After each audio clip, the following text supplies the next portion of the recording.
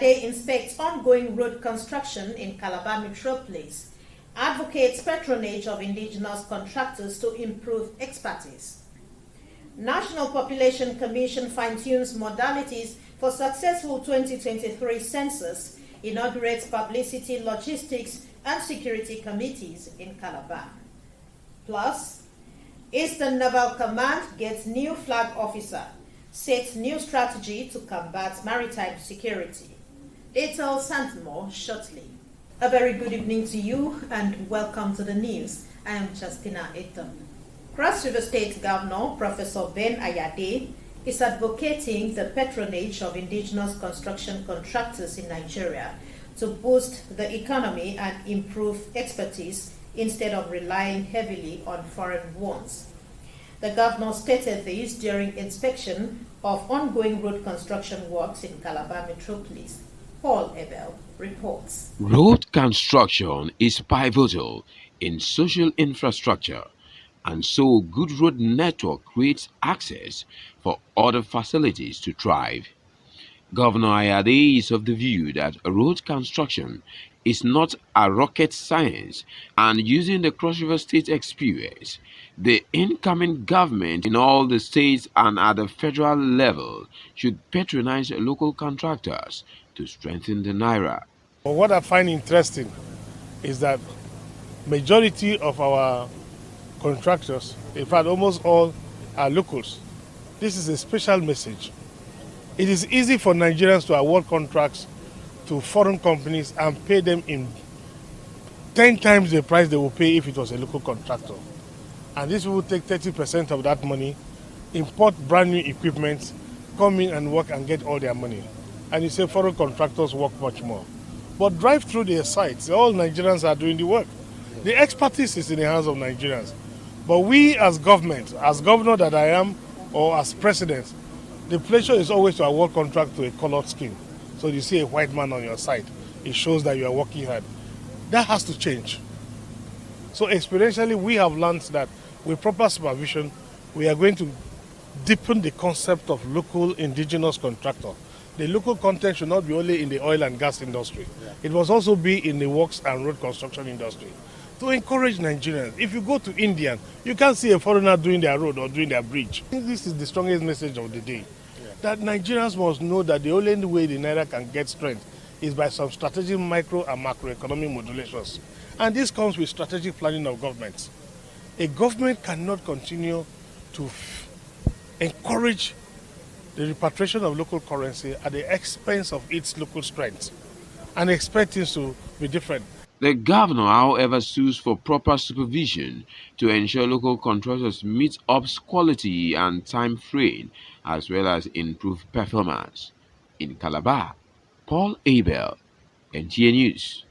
In furtherance of efforts in tackling insecurity in the nation's waterways, the Nigerian Navy has assured of renewed strategy to combat sea piracy and other crimes for the safety of maritime domain.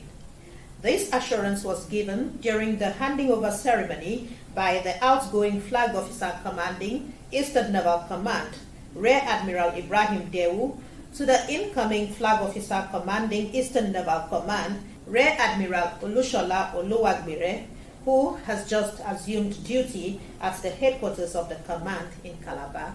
Udwak Etam tells us more. The task of protecting the nation's maritime space rests on the shoulders of the Nigerian Navy. With the numerous challenges encountered during operations, the outgoing flag officer commanding Eastern Naval Command, Rear Admiral Ibrahim Dewo, urged officers not to be deterred, but continue in the fight to mitigate maritime crimes. He, however, highlighted the achievement of the command under his watch, noting that 26 vessels engaged in illegal activities were arrested, among other achievements. Other achievements include the activation of about 294 illegal refining sites and still counting, destruction and evacuation of illegally refined AGO, DPK and crude oil. While assuring of renewed strategy to tackle crimes, the incoming FOC urged personnel to sustain a balanced force capable of discharging their roles effectively. I would also most especially want to thank the Chief of Naval Staff Vice Admiral Anwar Gambo. I must remain eternally grateful for him, for the privilege he has given me this morning. I promise by the grace of the Almighty God that I will not let down the confidence reposed in me. Rear Admiral Olushola Oluwagbire is the 45th Flag Officer commanding Eastern Naval Command, who until his recent appointment was Director Operations, Naval Headquarters, while the outgoing FOC is now the Director Project Implementation, Monitoring and Evaluation at the Naval Headquarters. In Calabar, Udwak Ekam, NTA News. The National Population Commission is fine-tuning modalities for a successful 2023 population and housing census coming up from the 3rd to 7th of next month.